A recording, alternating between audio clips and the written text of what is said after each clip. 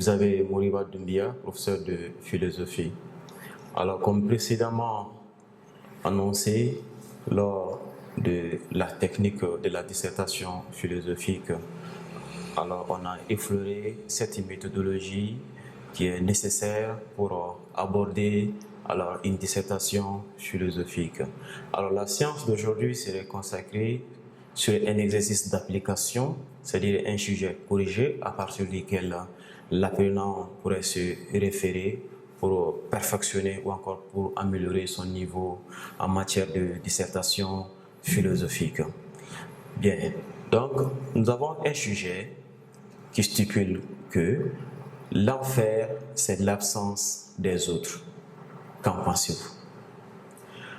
Alors, donc ce sujet qui est soumis à la réflexion d'un apprenant, au préalable, il doit réaliser un travail cohérent, un travail qui serait à la hauteur des souhaits, parce que l'attente du correcteur, c'est de pouvoir observer alors, les solutions qui seront apportées face à la problématique du sujet qui est porté sur l'enfer et l'absence des autres. Alors, ceci étant,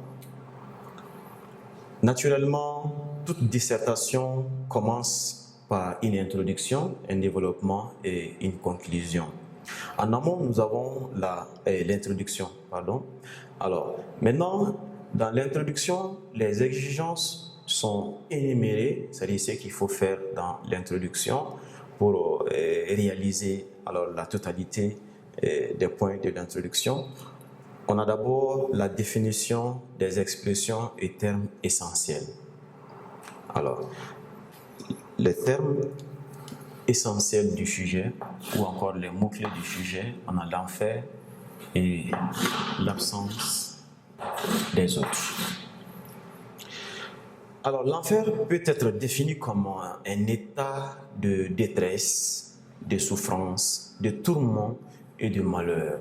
Et là, nous verrons avec certains auteurs la définition de l'enfer qui va se rimer avec un état de détresse ou encore un état de souffrance ou un état de tourment ou un état de malheur, voire même un état d'angoisse et de peur.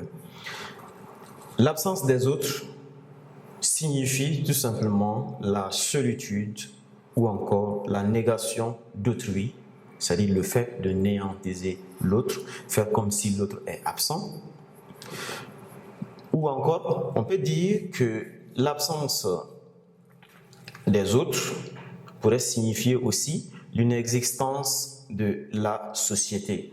De toute façon, dans les axes de référence et de réflexion, nous allons voir successivement le contexte de la définition des mots. Par exemple, ici, la négation d'autrui. Alors, on pourra avoir des auteurs comme Jean-Paul Sartre qui va se prononcer sur le rapport entre l'autrui et le soi et l'être pour soi et l'absence et l'inexistence de la société. Évidemment, on verra cette expression chez certains auteurs comme Jean-Jacques Rousseau, comme Aristote et parmi tant d'autres. Alors, donc voilà, on a défini maintenant les mots essentiels du sujet, l'enfer et l'absence des autres. Ça, c'est la première étape d'une introduction. Ensuite, la seconde étape, nous avons la réformulation du sujet. Et réformuler le sujet, ça veut dire tout simplement, comme son nom l'indique, réformuler, donner une nouvelle forme au sujet, tout en gardant le sens du sujet, tout en gardant le libellé du sujet. Alors, ici, on a la solitude est source de détresse pour l'homme. La solitude est source de détresse pour l'homme. Alors ça, c'est un exemple, une manière de reformuler le sujet, et pour ne pas dire que l'unique manière, il y en a tant d'autres. Il y a plusieurs formes valables pour reformuler le sujet. Donc, parmi tant de possibilités, nous pouvons alors s'atténuer, nous pouvons observer cette réformulation qui dit la solitude est source de détresse pour l'homme. Donc, après la réformulation, nous avons la problématique, c'est-à-dire le problème. Ça, c'est l'essentiel même de l'introduction. La vie solitaire est-elle un malheur? La vie solitaire est-elle un malheur? Alors, puisque la problématique est l'essentiel de l'introduction, alors ici, on a les possibilités de problématiser le sujet. Ça peut être alors une première tentation. Alors, une seconde tentation, celui qui dira que la solitude et la vie solitaire est-elle un état de détresse n'a pas aussi tort.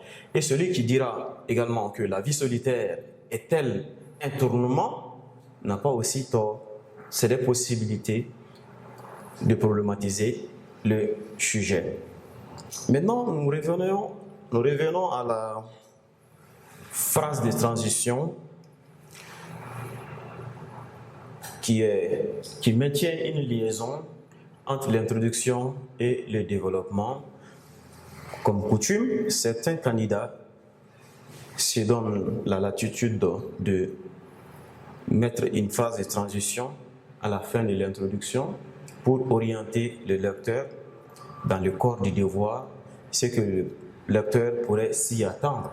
Parce qu'on a dit, la réponse à cette interrogation, qui est celle-là, fera l'objet d'une analyse philosophique, ça c'est très important, une analyse philosophique dans le corps du devoir.